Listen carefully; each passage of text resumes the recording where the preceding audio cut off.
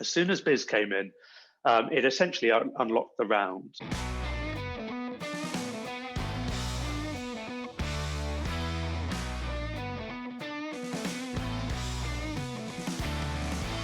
Hi, James. Hi, everybody. My name is Tom de Wilton, and I'm the COO, CSO, and Co-Founder of Oxwash. We are building the future of sustainable, on-demand laundry using the latest in laundry technology and our proprietary software, and we serve both business and consumer customers. Perfect. So what does that mean then? So what are you doing differently to what's out there already? Yeah, it's a good question. So there is a lot out there already. There are a lot of people doing laundry. There's a lot of people doing laundry in the on-demand space. But really our differentiator is our sustainability. So it's how can we redefine the way the world does laundry to make it really the holy grail being net zero.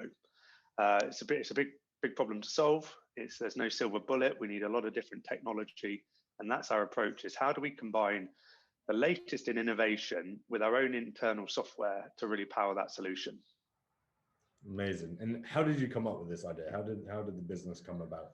Yeah, so the business was founded by a chap called Dr. Kyle Grant. So he's the ex-NASA, ex-Oxford University synthetic biologist.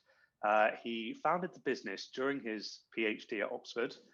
Essentially, he was a rugby player, played for the uni rugby team, and was absolutely fed up with having to take the kit down to the college laundry rooms. The washing machines were always broken, they're out of order, nothing ever really worked properly. So he started it as a bit of a side hustle, going around collecting laundry from his mates using a Google form. And that's really where the business was born. People started to get wind that, they were undergrads, they were masters, they were postdocs, they were postgrads, thinking, actually, I can spend a little bit of money and someone else will come and collect and do my laundry for me, which in the US is standard practice, in the UK is not standard practice. So they kind of, started building. Kyle would be there after hours in the local laundrette, feeding in 50 pences, doing laundry up until 3 a.m, ironing shirts ready for the next day. Also, whilst also sort of writing up his PhD, so quite the feat. The eureka moment was where Kyle realized, actually, this is getting too big for me to do by myself. I need a partner laundry. I need someone that knows what they're doing to essentially outsource my laundry to. So he went all over the country visiting, these commercial laundries, of which as soon as you start looking, there are an awful lot of them out there, and realized that, there are a lot of businesses out there and there are next to no sustainability credentials, terrible working conditions, just outrageous use of energy, outrageous use of chemistry, of water, no microfiber plastic filters, the packaging is in no way sustainable. So that was where he thought, okay, maybe this can transition from being a side hustle into being, a really comprehensive business. And if we apply intellect and technology, we can really disrupt this space, disrupt an industry that, much like, if we think about taxis, hadn't been disrupted for decades, and then all of a sudden Uber comes along. So that was how the business. I joined Kyle about a year and a half in, with my engineering background, and that was for the vertical integration of the business. So we'd used the third parties, those same businesses that had inspired this kind of eureka moment. And it got to the point where we'd raised some cash and we said, actually, we need to own every step of the process. We can't outsource this anymore. We can't afford for our sustainability to be giving that laundry to other people. So we need to double down, raise some money and build our own laundry. And that's where I joined the business. And so that need to essentially keep everything in-house, was it really down to the sustainability piece that you didn't want to give that up and lose sight of it? Absolutely. Yeah, it was the same sustainability and it was the quality. We are selling a premium product. We're at a comparative price point to the high street, but our premium product is both on the sustainability and on the quality. If you're sending your clothes in, your bed sheets, let's say your table linen, your aprons from work, primarily they've got to come back clean. As long as they're coming back clean, then we can think about the add-on of the sustainability. So it's twofold, and we were not getting either of those services from our partners. Incredible. So talk me through a bit about the funding process then. You mentioned that there is a bit of a premium on this, and obviously you've got to make sure that you stay true to your initial purpose. So what was that process like when it was translating that to potential investment? Yeah, so it was a traditional early stage startup, all sorts of chaos, a real battle. endless conversations with angels, a few conversations with VCs.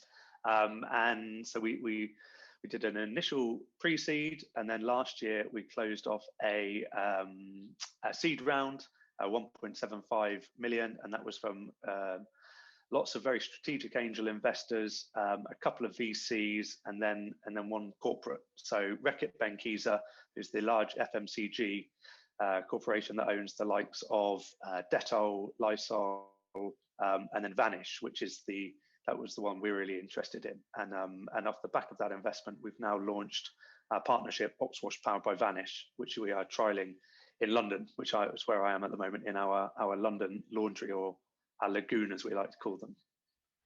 Amazing. And with the investors, you mentioned a number of them that have come on board, and just a quick Google, one of the things that comes up immediately is that you are backed by one of the co-founders of Twitter. So how important has that been, having a known name behind the brand? It's a really good question. I honestly don't know, I couldn't quantify the answer. My gut feeling is that it's been very important, especially in the seed round, where angels really did play a significant portion of the round. Having Biz Stone on the cap table, and we met Biz through the Oxford Foundry, which is the Oxford University Side Business School Associated Accelerator. As soon as Biz came in, it essentially unlocked the round. All of those people were sort of sat on the fence, okay, I'm sort of seeing who else is going to come in. Okay, I've got a soft commitment over here, a bit of money's in over here. As soon as that happened, essentially the floodgates opened, which was a fantastic position for us, because we could then be very strategic with the money we took. It's the position every founder hopes to be in, to not necessarily turn people away, be able to say, okay, what's on offer more than just the money? What else is there that we can bring to this conversation, to bring to the table? And looking back, it sounds like you almost came across this and came across Biz by accident in a way. So looking back, if you were to go through future rounds, and for other founders going through a similar round, are people like that people you would seek out to get those doors unlocked? Absolutely, yeah, absolutely. I think it's a challenge. It's a relationship that took a long time to nurture. Lots of communication. We always describe it like like courting, like going on a date, a first Tinder date. You go in very tentative, and then it's building up. It's getting to know each other. It's developing that relationship over time. It's proving that you're trustworthy. It's proving that you do what it says on the tin. So my probably advice would be, absolutely have the question. Ask the question. Send the email. Look for the warm intro, but be bullish. Be upfront. Send 10 emails, even if you don't get one back. That might be a bit of a controversial piece of advice, but if you really believe in the synergy between the individual and your business, then why not go for it? The worst that can happen is they turn around and politely or impolitely tell you to bugger off, in which case, you hold your hands up, apologize, and move on. And what's the investment meant for the business? What have you now been able to achieve and put in place? Yeah, so it's meant expansion. So when we were raising that investment, we had our site in Oxford. We were tracking towards operational profitability for that city. So that money, or the seed round, was really to launch our business in Cambridge, and then subsequently in London. So it was to demonstrate, okay, having built the business iteratively in Oxford, what can we do with some cash in Cambridge? Can we get to that break-even point, a factor of whatever, sooner in Cambridge than we did in Oxford? And then can we repeat that on a much bigger scale in London? And what's that experience like? Because we talk to a lot of founders that are currently expanding internationally, and it's always a challenge. Even if they are international already, going to that new country brings its own challenges. So what's it like just expanding by city in the UK? It's a challenge. There are challenges, but it's also a lot of fun. I think within a startup, like lots of people know, you operate in a microcosm. You have your very small team, you're laser focused, everyone's working really hard. So it's been an amazing experience to suddenly be able to branch out into these other cities. There are logistics, but of course, hopping on a train from Oxford to Cambridge is nothing, to flying across the Atlantic. So it sort of pales in comparison. What it's meant, probably the best bit, is actually having team members in multiple locations. And considering that we opened Cambridge just after the first lockdown and London just before the second lockdown, we've now got 3 teams, a lot of who haven't actually met each other in person. but through Slack, through video calls, everybody feels like they know each other. We're really proud of our company culture. So although we've had the challenges, we've also had the huge benefit of, by virtue of being an operational business, where we have everyone, from the software developers, from the growth team, through to the riders and the guys and girls doing the laundry, we have this amazingly diverse team. That's just, ages, diversity. It's great fun. Mm. And what are some of the challenges there then? So we've had it as well, where we've grown our team during lockdown and you just haven't met some of the team in person. So what are the key bits of advice you've got for others that are growing their team at this time? Yeah, I think the two big bits of advice I've got is have weekly meetings that are nothing to do with the business. So we called them mad sessions. I'm not quite sure how that got named, but essentially every Wednesday afternoon, somebody in the team will volunteer to spend 30 minutes talking uninterrupted on a subject of their choice. It could be absolutely anything. There's no pressure. It could be a pitch. It could be just a talk. I think we've had tree houses, we've had Burning Man, we've had Pokemon Go, we've had growing crops on Mars, we've had favorite restaurants between Cambridge and Oxford. And it's just that opportunity for the whole team, lots of people that haven't met each other, to be on a call, to have a laugh, and essentially just to sort of take some time off. I think the second piece of advice I'd give is around mental health support.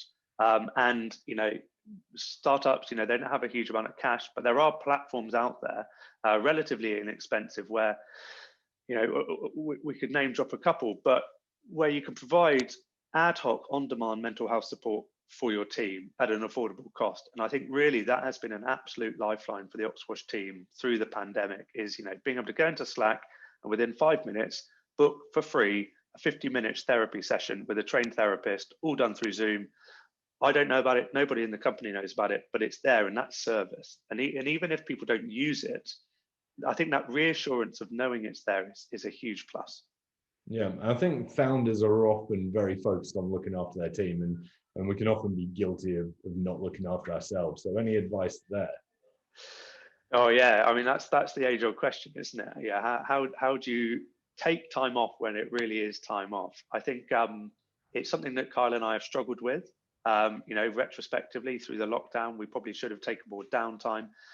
But I think having been through that roller coaster and got to the point where we've both said, okay, we need some time off. We know each other so well. We can call each other out and say, look, mate, actually, I've got this, pass everything over. You take a few days off, have a long weekend, have a week, and vice versa. And I think a lot of that is down to trust. This is our baby that we're building. This is our baby, and leaving it in other people's hands is a challenge. And it's something that I'm probably most proud of, is passing that responsibility down to our team. There are aspects of the business that I don't know as well as I should do, but that's okay, because there are people in our team that I trust implicitly that have ownership over that. Incredible. And it means now that you can focus on bigger things as well. So you mentioned you've got a new partnership with Vanish. So what does that mean to the business? What does that look like, and how will that play out? Yeah, it's pretty huge. So we've been working on this for about a year. It came about through the Founders Factory Accelerator in London, and Reckitt Benckiser were our corporate sponsors for that cohort. In terms of what it means for the business, really it's attaching the brand, the world's largest stain remover, or most popular stain remover, attaching that global brand to Oxwash, a small startup currently operating in 3 cities. And we've just gone live with this a few weeks ago. And what we anticipate is that essentially it's going to break down that trust barrier. Why would I use Oxwash if I don't know us from Adam? You're another startup. Will you exist in 6 months' time? Are your bikes big enough to transport my laundry? If you're doing it sustainably, will you really get it clean? All of these questions that people have, this new innovative business model. And essentially our partnership with Vanish, and Vanish's move to very strongly position themselves not as the big pink stain remover that no one quite knows how it works, but it works, so you sort of forgive them. But as the leading stain remover in the sustainability space for extending the life cycle of garments. If you use Vanish and you can remove those stains that otherwise you'd never be able to remove, that favorite pair of jeans that might have found their way into landfill, into the charity shop, all of a sudden you're going to wear them for another 2-3 years. And in terms of the carbon savings, the water savings, so So that's what we're hoping. And, we've got this 6-month pilot. We've kicked off in London. We're waiting for the lockdown to lift. The combination of the lockdown lifting and our Vanish partnership, we're pretty excited to see what happens in the next few months.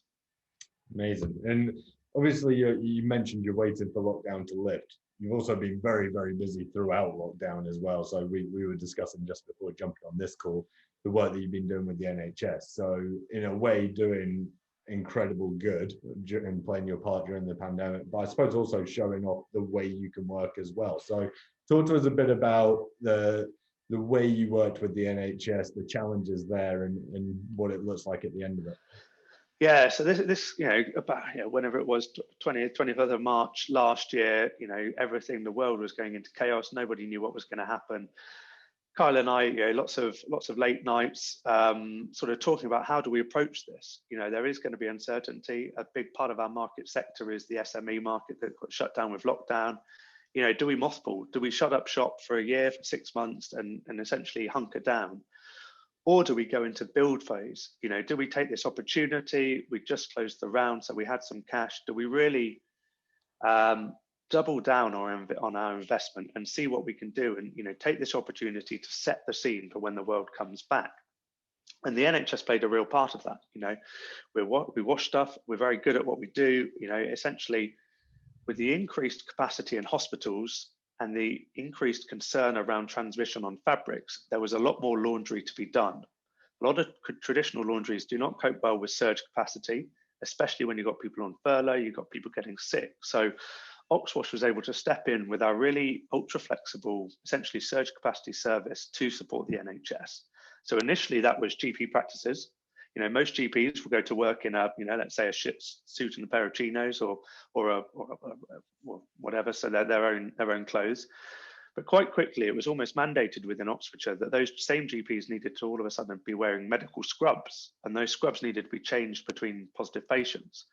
Most GP practices don't have an inbuilt laundry. They might have an old battered washing machine out the back, but certainly not enough to cope with that. So immediately, Oxwash was able to offer our service to those GP practices. So our bikes would be zooming around Oxford, multiple GP practices, collecting scrubs, and they'd be back folded, cleaned and ironed the next morning.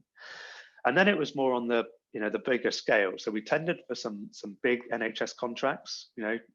Luckily, the NHS did a marvelous job of coping with the first lockdown, and it never quite got to that breaking point where all hell broke loose, which was absolutely brilliant. Where we were able to support were essentially the extra healthcare workers that were coming in to help with the pandemic. So there are several places in Oxford where, hotels that were converted to essentially NHS accommodation. We've got doctors and nurses doing 12, 13, 14-hour shifts, coming back to sleep in a hotel away from their families so they wouldn't, put their loved ones at risk. The last thing they wanted to be doing was worrying about laundry. That was crazy. So Oxwash were able to come in and say, okay, we will be here 4 p.m. every single day. Drop your scrubs at the desk when you go to work. They'll be ready for when you come back. We're able to offer that service, and we raised £13,000 of donations from our network, from our shareholders, from our stakeholders, and we were able to offer that free laundry both for the NHS, but also for elderly and vulnerable people. People that mum, dad, aunt, uncle, niece, nephew would normally go in maybe once or twice a week. Maybe cook dinner, have a little tidy up, do the laundry. That couldn't happen all of a sudden. And it was one of those big problems people weren't thinking about. Contactless collections, we could send our riders dressed up in their PPE, and everything was safe. And we've been really proud of that. It's been pretty special to take part in the effort. Yeah, that's an incredible initiative, and I'm sure as helpful as it is to the brand, it's great use of time. It must feel good as well playing your part there. So yeah, a truly incredible thing to take part in. So sounds like there's a lot going on at your end, particularly with the Vanish partnership coming up as well. What else can we expect to see over the next 12 months or so? Yeah, it's a good question. We're working with some pretty exciting partners. Some have announced that we're not. We're really interested in the fashion revolution, in the fashion re-commerce, rental and resale space. This concept that the fashion industry is one of the biggest polluters, both in terms of clothes going to landfill and in terms of the energy, water consumption made in primary virgin fabrics. So we've got some pretty exciting stuff coming up in terms of how Oxwash can help in that. If you're going to, Depop, Vinted, if you're going to be buying secondhand clothes they've got to be clean. They've absolutely got to be clean. They've got to be disinfected. And at some point there's got to be a laundry or a dry cleaning or a wet cleaning process in there. But it's not as simple as just, okay, let's send it to a laundry. There's got to be an element of tech in there as well. And that's where I think we're perfectly positioned to sort of combine our in-house software devs with our operational expertise to make some pretty exciting things happen. And where can people keep an eye on this and find out about the business? Yeah, so oxwash.com is our website, Facebook, Instagram, Twitter. We have a pretty big presence on LinkedIn. It'd be brilliant to connect with anyone, and yeah, all over the place.